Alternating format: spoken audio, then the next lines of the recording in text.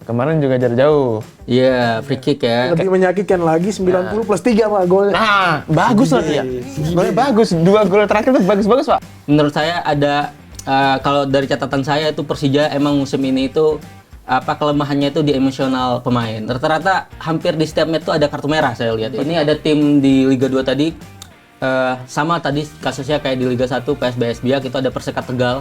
Yang gimana itu sekarang di zona degradasi juga udah 2 bulan belum gajian. Ini isu klasik sebenarnya di liga kita ya, selalu ada masalah finansial juga. Pertanyaannya ini kenapa Coach Setor membawa tim yang berbeda nih dari sebelumnya? Itu ada nggak diterangin di press con gitu? Ada. Kenapa, Za? Itu karena buat talent poolnya biar luas, Pak. Jujur aja futsal belakangan ini lebih membanggakan daripada sepak bola. Terakhir sih ada satu hal yang sensitif sih soal support keuangan ya, dukungan keuangan kan. Sensitif. Iya, itu Menpora udah belak-belakan bilang sekarang kan Kemenpora tuh mendapat support anggaran sekitar 1,15 triliun dalam 1 tahun. Gede. Kecil tuh sebenarnya, Itu kecil itu. Kecil. Gede sih ya. Karena kan Bagi untuk kita. Banyak ya. katanya untuk operasional, untuk gaji pegawai segala macam aja sekitar 400-an miliar. Oh, buat Nah, sisa 600 tuh harus bagi ke semua. olahraga. Iya, Abang. support ke cabang-cabang. Dikit dong itu. Itu dikit jatuhnya. Halo Sobat Antara, selamat datang di redaksi olahraga.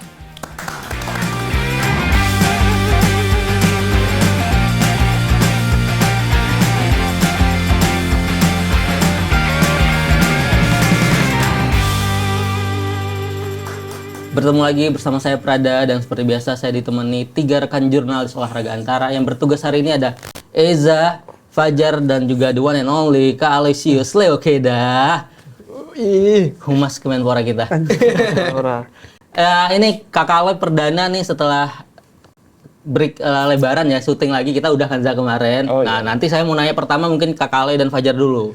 Kita hari ini bakal ngebahas tentunya sepak bola Indonesia, mungkin nanti ada futsal dan di posnya Kak Aloy itu ada Kemenpora yang bakal kita bahas juga Kak Aloy.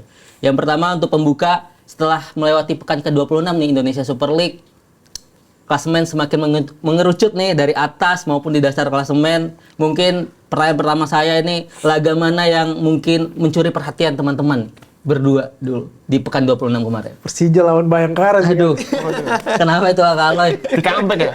Di comeback tuh. Tapi saya nggak habis pikir kok bisa ya Jordi ambil keputusan kayak gitu. Pemain sekelas Jordi amat. Ya, pengalaman ya. Iya, punya pengalaman sebegitu banyak, bermain di timnas juga. Tapi bisa melakukan aksi-aksi yang konyol gitu ya. Pancing emosi ya. Iya, dan sangat merugikan. Persija Jakarta ya. Sangat merugikan kan. Tapi namanya juga pertandingan ya. Ya. Cuman yang menarik itu gol balasannya siapa? Dendi ya? Iya, Dendi, tendangan bebas. Tendangan bebas. Kayaknya dia jadi pemain lokal yang pada pekan sebelumnya cukup menonjol ya. Pekan yang Oh, lagi naik lagi. iya, iya. Dendi tuh kalau nggak salah pernah main di timnas ya waktu era Sinta ya. Pernah. Yang gol jarak jauh juga dia tuh bagus. Kemarin juga jarak jauh. Iya, free kick ya. Lebih menyakitkan lagi 90 plus 3 Pak gol. Nah, bagus lah ya. Sebenarnya bagus. 2 gol terakhir tuh bagus-bagus, Pak. Iya. CDB. Iya, benar. Betul. Sebagai Jackmania tuh gimana Prat? Rasanya gimana? Jujur kalau Bang Ali nanya gitu sakit ya, Bang Ali sakit ya. Karena saya juga nggak nyangka bisa kena comeback gitu. Tapi menurut saya ada kalau dari catatan saya itu Persija emang musim ini itu kelemahannya itu di emosional pemain. Rata-rata hampir di setiap match itu ada kartu merah saya lihat Berarti itu. pelatihnya dong. Nggak tahu bisa biasanya mengkondisikan. emosional kayak gitu biasanya ya pemain nggak nyaman. Biasa Dari mungkin. Dari pelatih, iya. Kan kalau Kenapa isu-isu ada masalah internal klub? Nah, itu saya kurang tahu Kan Kak berarti Aloy. mereka masuk lapangan dengan kondisi mental yang agak terganggu kan berarti emosional kan. Ya saya nggak bisa masuk ke ranah itu ya kalau ya kita nggak tahu mungkin kalau anggapan netizen nih apakah ada isu-isu keuangan lagi, nah kan nggak ada yang tahu juga, makanya pemain-pemain emosional gitu loh. Tapi dari Fajar atau ada lagi Kak Aloy dari Bayangkaranya gitu? Ya dari Bayangkara Persija sih yang saya sorot sih itu sih soal pelanggaran itu, kemudian ada aksi yang cukup menonjol dari Dendi itu. Nah di pertandingan lain juga karena tim perwakilan dari Timur Sanang kalah telat sama Bali United jadi Oh iya, Bali PSBS Biak ya. iya itu kalah 6-1 ya. 6-1. Tuh. Dan itu kayaknya gol terbanyak Bali United di musim Di musim ini. Tim benar, juga dalam tim satu tim meraih tim kemenangan keseluruhan. terbesar ya musim ini. Dan PSBS ini ya nggak ada motivasi dia. Ya, Mungkin ada masalah mereka juga. Ada masalah kabar-kabar tidak gajian. tidak gajian ya. Udah 2 bulan gak gajian. Udah 2 bulan nggak gajian gimana mainnya? Padahal disupport sama tambang lah, mungkin tambangnya. Habis, udah habis sekali. Nah itu, makanya 2 laga itu yang saya sempat ikuti. Kemarin ngikutin Bali sama Tapi yang Persija. paling menarik sih sebenarnya memang the one and only Persija lawan Bayangkara. Bayangkara sih. Bayangkara. Iya betul. Itu jadinya peluang untuk perebutan gelar gimana tuh Kakak Prada? Coba Fajar dulu deh, ntar saya terakhir aja deh. Fajar gimana Jar? Ya, ngelihatnya Bayangkara emang lagi on fire ya. Terlebih masuknya CDB tuh sangat berdampak. Mungkin adalah pembelian paling berhasil Betul. di paruh kedua. paruh kedua ya. Karena kita tahu CDB sebelumnya juga pernah main di Indonesia dan agak menurun terus pindah ke Malaysia kan. JDT, ya. Ya JDT, di JDT pun dia kurang mendapatkan menit reguler gitu. Betul. Tapi balik lagi Bayangkara sekarang di eranya Paul Munster lebih menunjukkan bahwa ini kayak Bayangkara era-era Paul Munster yang dulu bawa juara gitu. Main efektif, main dari sisi kanan kiri, terus berani ngegocek dan nge-shoot. Itu ciri-ciri Munster banget sih. Walaupun mereka kehilangan kayak striker-striker model Spasojevic ya, yang nomor 9 murni. Tetapi Munster bisa ngeracik Bayangkara, setidaknya menunjukkan di laga lawan Persija itu bahwa mereka adalah salah satu tim yang bisa menjegal juga jadi kuda hitam. Benar. Ini kalau nggak salah juga kemenangan beruntun ya dari dari Bayangkara ya. Udah ke-6 ya? 6. Udah 6. Ini menunjukkan lagi-lagi tadi Fajar bilang betul pembelian pemain paruh keduanya sukses banget. Dan saya sangat suka pemain-pemain mudanya, terutama Frankie Misa kemarin gimana dia ngekunci Alano banget di Persija, nggak berkutik sama sekali. Walaupun Alano 1 assist ya. Ya terlebih iya dari Alano. Tapi secara keseluruhan emang asis. Dia ngasih asis tapi 90 menit saya nggak ngelihat dia lah gitu. Dia benar jujur dari saya kayak kurang aja gitu. Saya ngelihat karena ya mungkin karena itu kalau Alano ini kalau udah emosional pasti mainnya begitu. Tapi kan dia kartu kuning kemarin. Iya tapi emosional. Saya ngelihat dia tuh mainnya masih nggak lepas lah karena dia baru break habis kartu merah kan. Kartu merah, bener. Kartu merah kemarin. Nah, tapi kalau berbicara soal ini ya, rekrutan paruh kedua Bayangkara, selain si DB yang udah 8 gol ya, 8 gol dari 9 laga, terus dia juga 5 assist, itu top tier banget. Itu membuktikan bahwasanya Bayangkara itu punya, kayak selalu jodoh untuk mendatangkan pemain-pemain yang kayak gelandang serang, terus penyerang sayap gitu dah. Karena dulu waktu zaman juara itu ada Paulo Sergio, Pak. Betul, pemain jago itu. Pemain jago sebelum dia pindah ke Bali ya kalau nggak salah. Iya, Bali. Wah, itu juga jago tuh Paulo Sergio. Nah, kemudian selain si DB, faktor Bayangkara sangar juga di putaran kedua adalah Rio Matsumura. Setuju Bapak? Setuju dong. Setuju, tapi nggak dimainin. Iya, karena emang ini klausul. Tapi emang jago. Apa ya? Saya nggak rela tuh sebenarnya. Dipinjemin sana. Jadi di putaran kedua bersama Bayangkara aku juga kaget dia banyak asisnya juga. Iya. Saya lupa asisnya berapa, cuma berkontribusi penting lah dia di Bayangkara ini. Ada siapa? Rio, kemudian si DB, terus depannya tuh siapa saya lupa namanya. Nah itu, kemudian juga ada Alan Cardoso juga dari Persija. Iya, tapi juga nggak dimainin ya. Iya, nggak perlu juga, Pak. Nah, tapi kan setahu saya Alan itu emang udah dilepas ya, setahu saya. Nah, tuh. saya juga apa yang saya yang salah gitu. Saya juga nggak tahu kenapa nggak dimainin, tapi emang di laman resminya berdasarkan klausul kontrak pemain sama klub. Jadi mungkin untuk musim ini aja, Pak. Untuk musim depan mungkin bisa main kalau ketemu lagi. Tapi saya berharap Rio balik lagi. Nah, siapa tahu dia nyaman di Bayangkara dipermainin sama Pak Sumarji. Bisa aja. Uangnya lebih banyak gitu ya di sana ya. Lebih stabil. Gak ada tekanan. Cocok juga sama Paul Munster. Iya, mungkin. Soalnya Mauricio kan berhasil banget ya. Iya, benar. Nah, bisa aja itu bergerak itu. Iya. Tapi yang saya soroti juga nih sebelum kita ke Persib Bandung tentunya bakal kita bahas. Yang satu hal positif banget yang kemarin saya lihat itu di Persija dan Bayangkara itu banyak liputan-liputan atau cuplikan-cuplikan bahwa gimana perekonomian UMKM di sekitar stadionnya itu hidup. Dia ngerasa yang jualan di sana tuh pas Persija main di sana tuh banyak supporter Persija dateng dan itu jual beli ekonominya lebih baik lah gitu, dan mereka berharap kayak gini kedepannya bakal lebih banyak lagi pertandingan-pertandingan yang dibolehkan tim tamu datang gitu. Oh, pasti harusnya ya. Ya, dan itu seharusnya PSSI dan operator udah ngelihat ini potensi bahwa sebenarnya laga-laga kayak gini itu boleh tim tamu datang gitu. Itu boleh jadi catatan lah buat ke depan gitu. Karena kalau kita bicara supporter ya, kehadirannya justru rame tuh di Lampung daripada di pertandingan Bali. Bali tuh sepi banget di Wayan Dipta tuh, kasihan banget gitu. Padahal kalau secara kultur bolanya kan lebih duluan Bali ya untuk itu, dan ngelihat sisi positif di Lampung, sisi negatifnya justru di Bali gitu. Mungkin dengan adanya regulasi diperbolehkan supporter away itu bisa menambah kehadiran penonton sih. Padahal Bali itu dulu terkenal selalu rame. Selalu rame dulu waktu main-main. Mungkin Pas zaman Teko ya.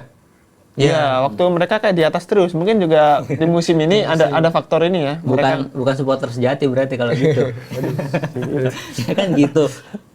Tapi Tiketnya mahal mungkin. Kan Bisa jadi. bisa jadi karena fasilitasnya bagus di sana katanya gitu kan. Tapi lebih dari itu, kita juga bukan semuanya dibolehin away, bisa aja di pertandingan-pertandingan tertentu aja Jar juga kan. Karena ada emang pertandingan yang segi keamanan. segi keamanannya masih riskan buat diperbolehkan, diizinkan gitu. Dan teman-teman yang nggak boleh kita lewatkan juga tentu Persib Bandung yang semakin unbeaten, udah 13 kemenangan ya. Udah sama-sama Persebaya ini musim ini. Ini teman-teman ngelihatnya gimana? Dan pertandingan itu juga ngebuat Semen Padang semakin terpuruk di bawah. Sama-sama main di Sumatera ya. Betul. Tapi Cuma hasilnya beda. Iya. Sama-sama cetak 2 gol. Nggak usah diperjelaskan. Ya itu betul. Sekarang kan ada 9 poin ya jaraknya sama Persija, jadi secara matematis udah sangat sulit ya untuk Persija ngejar, dan mungkin Tapi nggak ada yang nggak mungkin. tetap berat.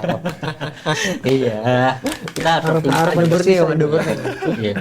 Iya, maksudnya mungkin udah menyisakan 2 tim lah, ada Borneo cuma selisih 4 poin sama Persib, jadi semua masih bisa terjadi lah di 8 laga tersisa ini. Sebenarnya termasuk Persija juga masih bisa ngejar. Cuma kalau dilihat dari Cara main. ya bukan cara main ya, kayak tren akhir-akhir ini Persija kan udah nggak menang 3 kali. Betul, beruntun. Dan itu sebenarnya bukan hanya nggak menang, tapi juga kalau saya menyorotinya, mereka juga gagal memanfaatkan momentum lawan mereka yang lagi buang poin. Contoh kemarin yang Borneo Persib imbang, mereka juga ikut imbang. Padahal itu adalah kesempatan emas mereka untuk mendekat ya. Untuk mendekat, dan itu selalu gagal. Ketika ada pressure mental ke mereka tuh, mereka selalu gagal membuktikannya gitu. Termasuk kemarin yang lawan Bayangkara, menit 80-an udah masih 2-1, akhirnya kecolongan juga sampai menit akhir, kalah juga. Kalau buat Persib sih, dari tahun-tahun kemarin kayak gini Persib. Maksudnya awal-awal start lamban, tapi akhir-akhir konsisten ya. Jadi emang mental mereka udah jadi emang. Bisa juga nih hat-trick. Mental ya.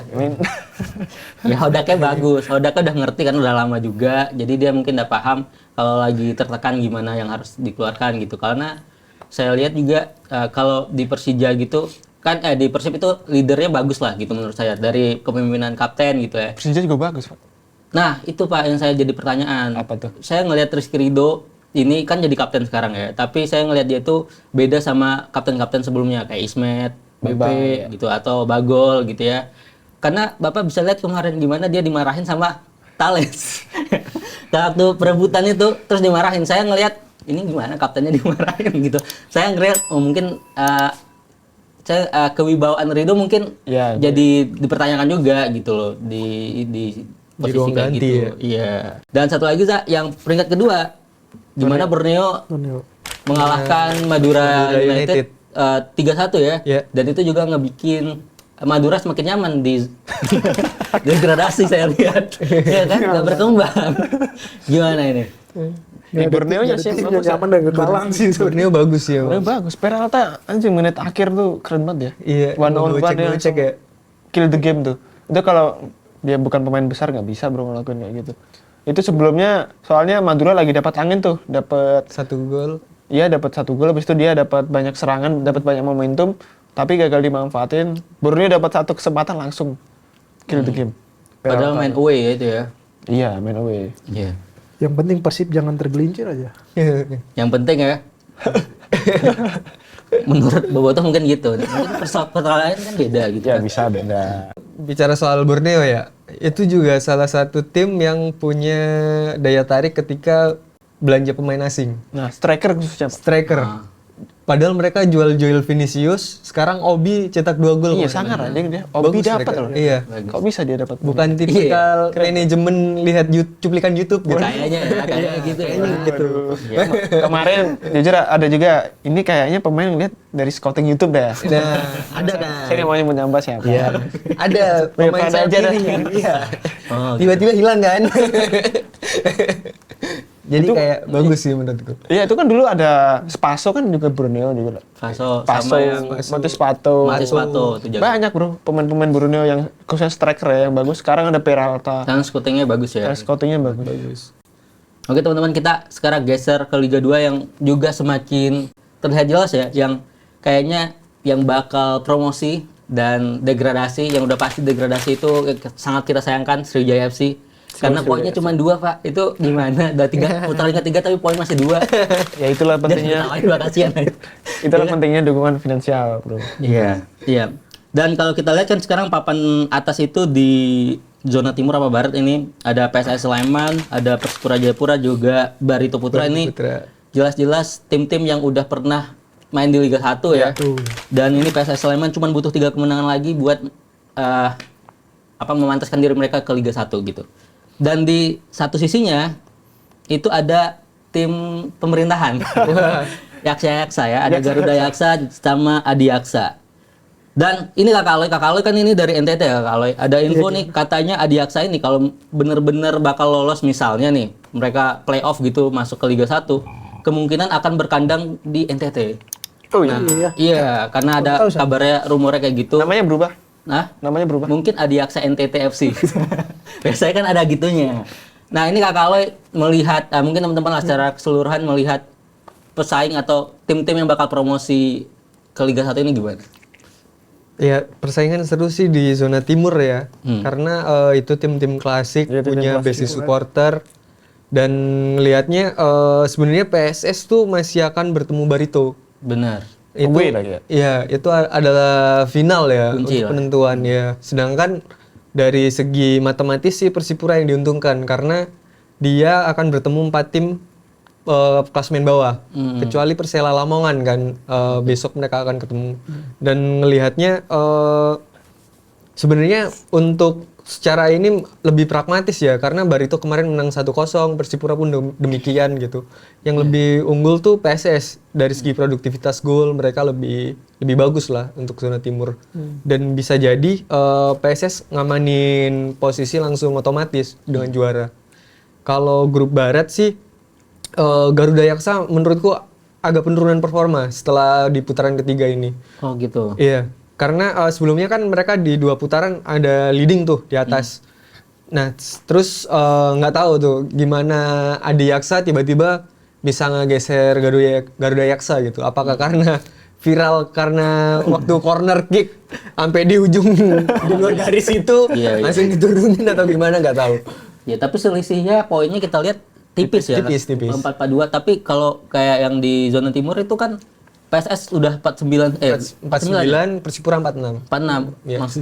Ada agak berjarak gitu. Berjarak, ya. PSS sih sebenarnya yang berpeluang besar ya kembali ke Liga 1 karena dari segi poin udah lumayan jauh. Jadi tinggal strategi mereka aja ngamanin poin dari Barito berapa gitu-gitu. Iya. Harusnya kalau nggak ada kesandung harusnya mereka bisa lah otomatis balik lagi ke Liga 1. Nah, ini yang sebenarnya yang seru tuh nomor 2-nya, Pak. Persipura aja. Ada Persipura, Barito, sama satu lagi siapa Pak ya? Barito sama Kendal. Nah, Kendal tuh kalau nggak salah ya, jaraknya masih nggak jauh, Iya, jadi masih bisa lah di beberapa laga tersisa ini. Sebenarnya yang seru ini, yang siapa yang mengamankan tiket playoff? Iya benar. Dan saya salutnya itu kan kayak PSS Sleman ini supporter banyak, apalagi Persipura kemarin kita tahu catatan penonton terbanyak di Championship ini Persipura di kandangnya bisa 20.000 bahkan saya lihat itu catatannya. Karena saya lihat ini Persipura sekarang tuh kayak model udah masuk dengan semangat dan tekad yang beda lagi nih. Finansialnya udah ada. Iya, setelah kondisi keterpurukan Iya, betul. yang buat mereka turun. Iya. Akhirnya sekarang karena saya lihat tuh ada tuh kakak Boas juga posting itu kan, gimana dia mau menyatukan tekad anak-anak Sebelum pensiun para kali ya. pemain Papua untuk bisa bangkit kembali mengangkat lagi Persipura kan. Iya. Jadi kayak mereka punya motivasi yang berbeda untuk hadapi kompetisi ini. Iya, kemarin nyetak gol lagi dia itu. Bener. Kalau luar biasa ya. Kalau Persipura nulis sih 100 gol ya. Itu kalau Rafael Strike kayaknya Oh dia lambung sama pertandingan ya. Iya, tapi menurutku lebih Pak, karena itu catatannya kalau nggak salah dari itu 2011. dari 2011. Oh iya, pasti lebih. Sementara dia udah lebih lama di 2005, 2006. Karena menurut saya itu modal yang paling penting juga bagaimana membangkitkan semangat tim lagi untuk bisa Betul. mengembalikan kejayaannya. Nah itu kan pentingnya pemain ini ya, pemain yang berpengalaman, pemain senior dalam tim, tapi selain itu yang penting adalah finansial. Betul. Itu yang mau gue mention juga. Ini ada tim di Liga 2 tadi sama tadi kasusnya kayak di Liga 1 PSBS Biak itu ada Persekat Tegal. Yang gimana itu sekarang di zona degradasi juga udah 2 bulan belum gajian. Ini isu klasik sebenarnya di liga kita ya, selalu ada masalah finansial juga di Liga 3 ada Persibo. Ini semoga ya PSSI, operatornya dan atau manajemennya itu maksudnya tuh kalau begini tuh dikasih sanksi, jangan jadi kebiasaan gitu. Nah, itu dia. Kalau dibiarin kayak gitu bakal ada tuh kasus-kasus klub kayak gini lagi. Iya kan yang kasihan pemain. Ya dan jadi pelatih. dikiranya gini dikiranya mereka tuh mainnya nggak semangat gitu loh. Padahal mereka juga kebutuhan rumah tangganya ada gitu kan. Gitu. Masa semua disuruh ini Iya. senyum doang nggak bisa dikasih duit lah. Betul, nggak cuma main bola doang, kan ada punya kehidupan saya. Makanya. Nah iya, itu sih yang harus sebenarnya teman-teman di PSSI itu menyoroti itu lebih serius lagi ke depannya menurut saya, pendapat saya gitu. Ya berarti kalau PSS nanti balik akan ada derby Mataram. Jogja lah. Ya, sama PSIM itu udah lama banget. Belum ya. Kita bisa lah nanti ke situ. Semoga ya. Sekarang kita geser ke cabang olahraga sepak-sepakan juga, ini futsal. Sekarang lagi berlaga di AFF Championship ya futsal di Thailand. Saya pertanyaannya nih, kenapa Coach Hector membawa tim yang berbeda nih dari sebelumnya? Itu ada nggak diterangin di presscon gitu? Ada. Kenapa, Za? Ya itu karena buat talent pool biar luas, Pak. Oh, Jadi biar nanti pemain-pemain yang ibaratnya nggak di ibaratnya mungkin dalam tanda kutip bukan terbaik ya, akan dapat jam terbang dan harapannya bisa menyaingi pemain-pemain yang terbaik saat ini. oke. Dan dengan dunia futsal yang naik turun, bisa aja next turnamen kan ada pemain-pemain yang Firman Adriansyah nanti menurun performanya. Nah, harapannya pemain-pemain sekarang ini bisa naik gitu. Jadi bagus sih menurutku. Apalagi Berkaya pilihan gitu ya. Iya, itu bagus. Apalagi ini kan Asia Tenggara ya, sementara level futsal kita tuh udah Asia karena kemarin udah runner up. Oh iya, Dan kalah tapi membanggakan gitu. Jadi kalah membanggakan. ya bener dong. Iya. Iya. Bagi saya kalah nggak ada yang membanggakan. Ya enggak, maksudnya itu konteksnya beda. Oke. Dalam Terhormat. ya. Nah, ini kan maksudnya levelnya Asia Tenggara, AFF. Iya. Jadi ini saya sih setuju banget ya sama pilihannya Coach Hector untuk memaksimalkan pemain-pemain lapis 2-nya ini di turnamen ini karena efek jangka panjangnya itu akan terasa. Apalagi kita lagi mengejar Piala Dunia 2028, Pak. Itu Udah tahun lagi. targetnya ya. Targetnya situ. Tapi secara peluang Za atau Fajar dan yang lain, gimana peluang Indonesia sekarang ini di Thailand ini, apakah bakal jadi runner up lagi atau bisa Kan kemarin juara bertahan anjing. enggak, maksudnya yang sebelumnya event yang bukan AFF ini kan runner up. Iya. Apakah kan squad terbaiknya aja kemarin runner up gitu loh. Oh, gitu. Nah, ini kan gimana? Apakah ada peluang kita juara di sini gitu? Bisa sih kalau peluang Kalau juara. level ASEAN mah ya. Kalau level ASEAN bisa. Apalagi kayaknya emang pemainnya udah nyaman juga sama Coach Hector, jadi sinerginya udah terjalin. Enak ya komunikasinya. Enak komunikasinya. Dia sih bilangnya cuma lolos semifinal, which is itu kan cuma Targetnya itu. lolos dari fase grup ya. Oh. Sebenarnya kayak udah selesai gitu. Tapi kan tahu sendiri kemarin yang di AFC itu. FC ya. AFC kan juga dia bilangnya kalau nggak salah perempat final dah. Perempat final. Dan ini kita, Endingnya finalis. saat kita tapping ini tadi lagi main ya lawan Iya, Australia. menang, Ternyata 3-2. hasilnya menang. 3-2. Kan lawan Australia. Hampir kalah sih tadi. Karena sempat 2-1 Australia. Akhirnya 2-2, 3-2. Skornya mirip-mirip ya. Ya, Agak mengingatkan saya. Tapi Kak Ale gimana Kak Ale? Dari kemarin tuh saya lihat ada pemain timur lagi ya. banyak, Pak. Di futsal emang kayak gitu ya talentnya? Banyak. Indonesia Timur berapa sekarang? Saya nggak apa, tapi kemarin ada kalau nggak salah ada Daniel Yeimo itu juga Ya mau ya. mungkin dari Black Steel ya, saya agak kurang Mereka apa. punya Black Steel soalnya kan. Udah Black kuat dari futsal. One all. Bagus lah, itu penerusnya kakak Brian. Benik.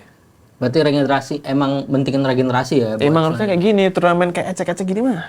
Buat Biasa aja gitu. Iya. Buat Tapi ini pemain lapis sebenarnya aja. diakui sama AFC apa enggak sih? Kayaknya enggak deh. Oh enggak, berarti jatuhnya kayak AFF ya? Di Iya, ini kan sepak bola emang ya? AFF ini. AFF. Iya. Oh. Cuma namanya Nama dulunya AFF ya. iya, sekarang mah kejuaraan ASEAN. Oke. Kayak di bola. Ya, semoga sampai akhir nanti ini timnas futsal kita membanggakan terus ya, karena jujur aja futsal belakangan ini lebih membanggakan daripada sepak bola. Kok ketawa iya kan? Iyain dong. Iya. Iya kan, emang gitu. Kita geser lagi nih teman-teman. Nah ini kita masuk ke Kakak Aloy nih, Kakak Aloy. Apa itu? Di Kemenpora Kakak Aloy, karena kita tahu sekarang lagi persiapan Asian Games ya. Gimana perkembangan Kemenpora ini memantau atlet-atlet yang emang cabang olahraganya bukan prioritas mungkin yang kayak sepak bola gitu kan. Kita tahu tim hoki, saya dapat kabar itu baru lolos kualifikasi buat Asian Games, ya. terus panjat tebing juga lagi kualifikasi, dan yang lainnya juga mungkin gimana Kakak Aloy? Sekarang yang terakhir terbaru sih yang lolos kemarin hoki lapangan ya udah lolos ke Asian Games. Cuman kan di Asian Games itu kan nggak semua cabang itu harus melalui kualifikasi kan. Oke. Ada yang pakai kuota, ya sebagian juga pakai kuota. Contoh kayak yang terbaru kemarin saya tanya di tinju di Perbati itu katanya kita dapat kuota 5 pemain 5 petinju gitu untuk Oh Indonesia, sampai di Asian Games. banyak dong ya? Ya lumayan banyak sih sebenarnya untuk tinju ya. Nah beberapa cabur lain yang masih kualifikasi ini masih kita ikutin nih. Kan masih proses juga, ada yang masih proses kejuaraan yang diikuti 1-2 bulan ke depan untuk kualifikasi. Yang jelas dari sisi Kemenpora sih mereka menyiapkannya supportnya tuh dalam bentuk pemusatan latihan nasional ya. Oh, Pelatnas berkelanjutan. Jadi pelatnas ini kalau nggak salah tuh pelatnas berbarengan juga dengan SEA Games. Oh gitu. Jadi ini Asian Games nih. Habis kan setelah itu kan udah persiapan SEA Games lagi. Beda berapa bulan doang ya? Jadi pelatnasnya tuh emang harus beriringan karena kan kalau nggak salah sih Menpora juga udah sampai kan kami nggak boleh terputus ini pelatnas sebenarnya. Karena eventnya tuh sampai berlanjut sampai Olimpiade 28 soalnya. Nggak ada break ya? 28 ya. Sorry, Asian Games bulan apa? Agustus. Asian September. Games September ya. September. Wah, itu Nagoya. Habis itu Asian Para Games juga ya. Desember gitu. Asian Para Games. Para Games. Jadi emang continue sih sebenarnya. Tapi dengan kondisi sekarang udah cukup Kakak Aloy, menurut Kakak Aloy nih persiapan buat tim-tim nih. Nah sepak bola nih yang belum ya? Iya, yang belum ada kepastiannya nih. Aduh.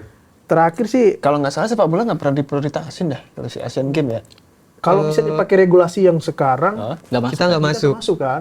Nggak masuk. Iya nggak masuk. Oh karena nggak ini ya, yang Karena Piala Asia kemarin. Ya, Asia. itu. Karena kita kalah. Masalahnya aturan itu diberlakukan saat kompetisi itu Sedang berlangsung. iya, sedang berlangsung. Jadi Indonesia protes lah kalau aturan ini diterapkan kayak gini, kami otomatis gak lolos dong ke Asian Games. Oke. Alasan doang. Gitu. Tapi udah dilayangkan protes. Nah nggak tahu tuh yang Itu yang dari kena berapa negara? AFC-nya dengar nggak? Ada berapa negara? Apakah cuma Indonesia doang ya? Iya, beberapa negara sih banyak sih, banyak. Oke. Nah kemarin sih dari Komite Olimpiade Indonesia berharap ada suara-suara yang sama dari negara lain, dari NOC di negara lain gitu untuk menyuarakan. Cuma belum ada keputusan dari pihak penyelenggara di Nagoya sama AFC untuk ini. Kalau futsal tuh bisa nggak sih masuk? Belum Asian Games ya? Belum dipertandingkan kah? Futsal tuh pakai kualifikasi nggak sih? Asian Games Ini gue nggak jurnalis tahu. pada nanya deh. Saya nggak ada. kalau untuk kualifikasi futsal saya nggak ngikutin. Oke. Tapi kalau sepak bola tuh kita masih digantung nih nasib keputusan kita. Itu Kalau misalnya protes didengar, Oke. regulasi dirubah, mungkin tuh Indonesia bisa. Tapi waktunya, Nah itu. nah iya ya. Artinya semakin mepet Semakin mepet, ya. iya. Nah iya maksudnya kalau kita bisa masuk nih kita pakai jalur apa dong? Apa tuh? Langsung masuk kah gitu? Langsung masuk Langsung, kayak langsung, sistem langsung. kayak dulu. Sistem kayak di dulu. semua negara ini. Jadi gimana ya? Mepet banget sih. Iya. Apalagi- Kasian juga John Herman nanti kalah lagi. Oh iya, dia kan Ditransfer pelatihnya lagi. U23 kan? Iya, U23. Karena Piala Asian Games ini pakai U23. Iya, sementara Juli Agustus tuh ada event AFF dan AFF FIFA senior, SD juga Juni ini ya. FIFA ASEAN. FIFA Asian ada nggak sih? September. Iya. September. Lah iya barengan dong sama. Iya barengan. Padahal momentum bagus juga buat ujian Herman lagi ya. Ujian terus. Udah lah. Udah cukup. Hal lain di Kemenpora juga sekarang kayak lebih selain olahraga prestasi ya, mereka kayak mendorong kayak event-event gitu untuk Event apa nih kalau itu? hidupkan. Sekarang kebanyakan run deh, event running gitu deh. Running.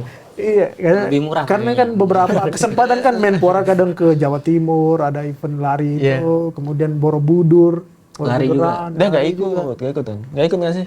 Nggak ikut kan? Siapa? Yang mana?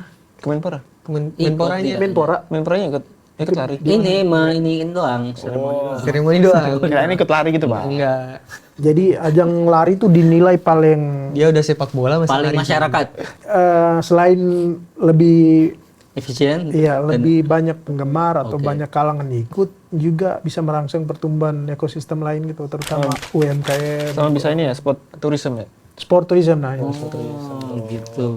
Bisa, Bro. Kayak di ini apa yang di Magelang tuh event apa ya? Yang di Borobudur ada tuh. Borobuduran. Borobuduran.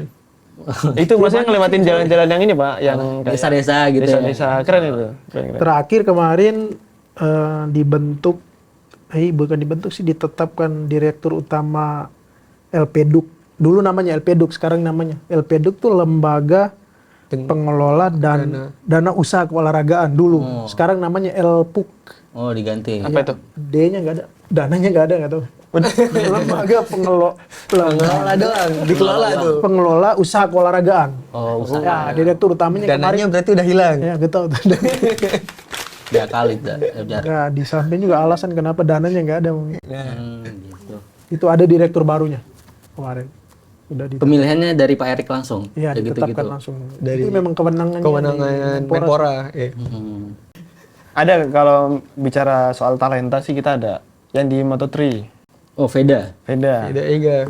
Kalau kemarin sih terakhir di Amerika dia gagal finish gara-gara high side. Jadi ya itu akan menjadi pelajaran berharga lah bagi Dia dia. berapa tahun ya usianya? Masih 16 atau 17. Masih muda banget ya. Masih muda banget dan menurutku ya dia lagi di apa ya di jalur yang tepat untuk menuju MotoGP karena di Moto3 itu emang usia dia emang usia menurutku sih ideal ya masih muda banget jadi nanti bisa Moto2 ya syukur-syukur nanti 20 tahun bisa MotoGP lah ya itu Masih kayak muda banget ya saya. lebih Iya, ya bro iya 16 tahun emang muda banget. muda sih. banget Iya.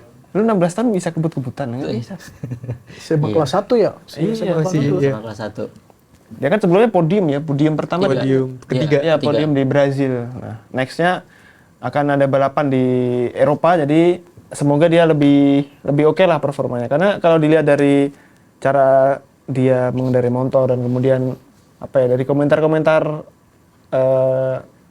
komentator MotoGP emang pada terkesan Pak karena sama dia maksudnya mereka tuh udah melihat dunia balap tuh udah lama banget dan ini kayak Ada potensi nih. ada potensi akhirnya Indonesia tuh bukan hanya menjadi pendukung tapi punya rider juga yang untuk didukung itu. Oke. Ini akan menjadi ya akan sangat keren lah ini kalau misal nanti next levelnya dia bakal cepat naik.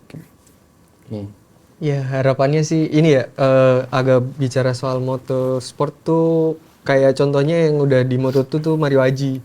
Dia sekarang di Honda gitu. Kalau bisa mungkin sih si Veda ini pindah aja gitu. Ini kan dia juga di Honda. Tapi agak sulit itu. Nah, itu problem persoalannya adalah agak sulit untuk pindah karena kalau lihat persaingan sekarang rider-rider motorsport tuh yang agak di atas angin tuh Aprilia sama KTM.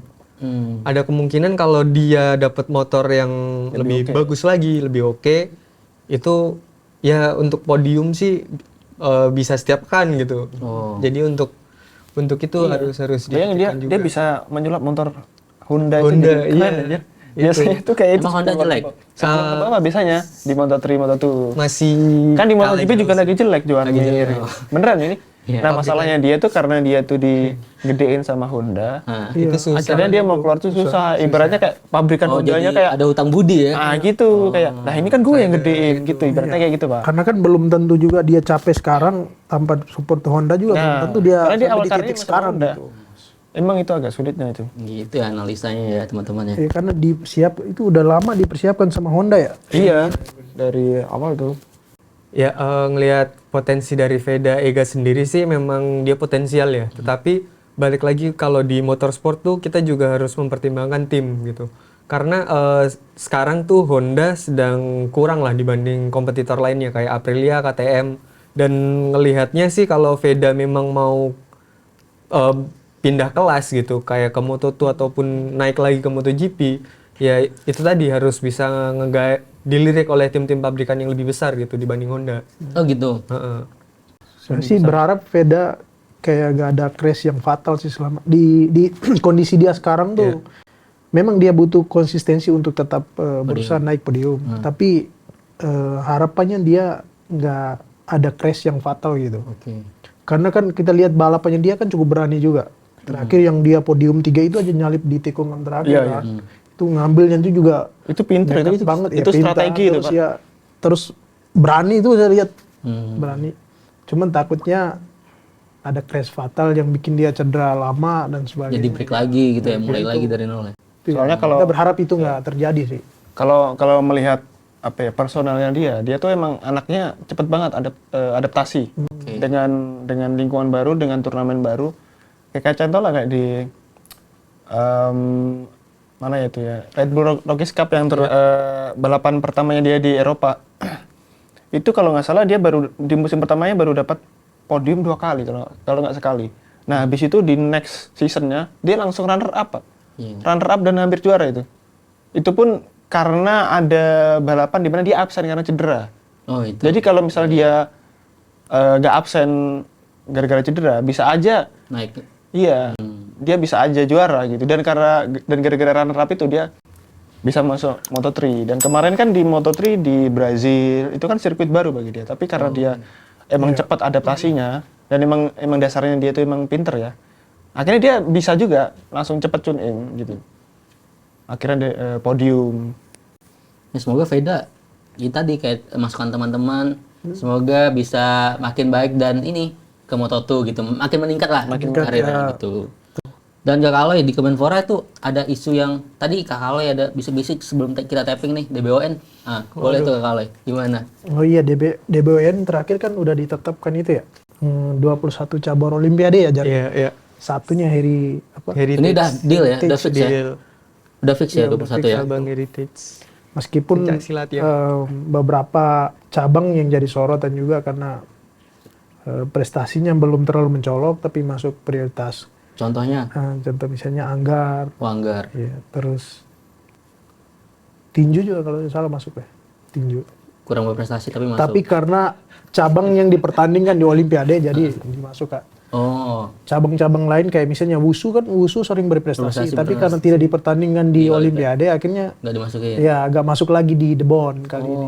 Gitu. Sebelumnya masuk sih wusu.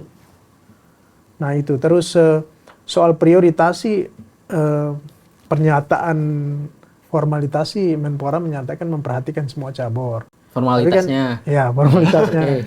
Realitasnya. Cuma kan untuk dukungan anggaran kan oke lah sepak bola kan lebih besar tuh. Betul, Sejak banyak. era Dito aja kalau nggak salah tuh terakhir tuh sampai 200 miliar ya. Iya, gede itu. Dukungan untuk sepak bola ya.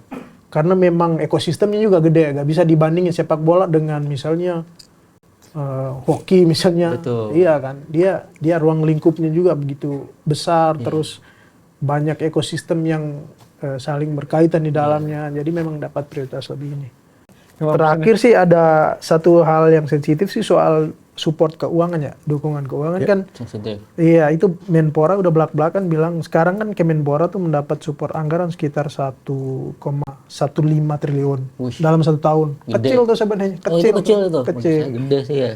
Karena kan Bagi untuk kita. Banyak ya? katanya untuk operasional, untuk gaji pegawai segala macam aja sekitar 400-an miliar. Oh, buat Nah sisa 600 tuh harus bagi ke semua. olahraga Iya cabang. support ke cabang-cabang. Dikit dong itu. Itu dikit jatuhnya. itu beda jauh sama seperti era sebelum COVID itu sekitar 2 triliun lebih ya. Nah setelah COVID tuh mulai menurun sampai sekarang. Kenapa itu Kak Kali? Nah nggak tahu tuh. Nggak tahu. Ada lagi Zar? Ya, mungkin ada berita di seputar dunia perfolian yang cukup mengejutkan juga ya, terkait dengan pemindahan tuan rumah. Jadi ada Liga Voli Asia AFC Women's Champions League tahun 2026 itu harusnya tuan rumahnya Korea Selatan. Besok April ini, tetapi pihak AFC membatalkan keputusan Korea Selatan untuk jadi tuan rumah karena ini persiapan. Jadi persiapannya kurang matang dari LO-nya. Akhirnya dipindahkan ke Thailand gitu. Itu sih akan jadi menguntungkan nggak tuh buat Korea Selatan kurang menguntungkan ya. Buat Indonesia pasti menguntungkan karena lebih dekat dan adaptasinya kita udah sering ke Thailand gitu. Dan mungkin akan ada punishment juga nanti ke Korea Selatan karena pertama ini persiapan ya, mereka dinilai kurang siap gitu untuk menyelenggarakan event sekelas Asia gitu. Nah, untuk event ini sendiri kan di Women's Champions League Indonesia diwakilin Bandung BJB Tanda Mata. Dan untuk tim putranya sendiri kita beruntungnya tidak bernasib kayak Korea Selatan karena kita jadi tuan rumah di Pontianak. Oh gitu. Ya, Bayangkara apa ya? Presisi bukan. Bayangkara Volley. Dan iya, Bayangkara Presisi ya? Iya, Presisi. Kata siapa? Nama timnya gitu. Aduh. Ya itu bulan Mei mendatang. Jadi AFC Women's Champions League dulu di Thailand ya. Di Thailand. Yang cowoknya di Pontianak. Itu tiketnya sudah mulai dijual. Oh, udah dijual sekarang. Udah mulai dijual. Oh, itu perwakilannya by tim gitu atau semua pemain-pemain dari beberapa tim digabung itu enggak ya? Oh enggak, itu by tim yang dari Pro Liga. Kayak ACL jatuhnya. Oh iya benar, kayak ACL. Tapi di volley gitu. Itu perwakilannya 12 negara se-Asia. Asia ya. Asia. Jadi itu berpengaruh untuk pemeringkatan kita juga. BJB Tanda Mata kan kalau nggak salah tuh ya nggak terlalu juga. Iya, itu kayaknya slot jatah juara yang dulu musim gitu. lalu. Iya. Oke. Itu sih. Oke, itu aja teman-teman. Ya. Oke teman-teman, terima kasih sekali lagi atas info-info update olahraganya tadi ke Menpora, sepak bola, sampai ke volley, Veda juga. Semoga Sobat Antara semua jadi tahu lah informasi-informasi terbaru ini. Oke, terima kasih udah menyaksikan episode kali ini Sobat Antara. Jangan lupa baca berita olahraga langsung dari sumbernya hanya di portal antaranews.com dan episode lainnya di YouTube Antara TV Indonesia. Sampai jumpa.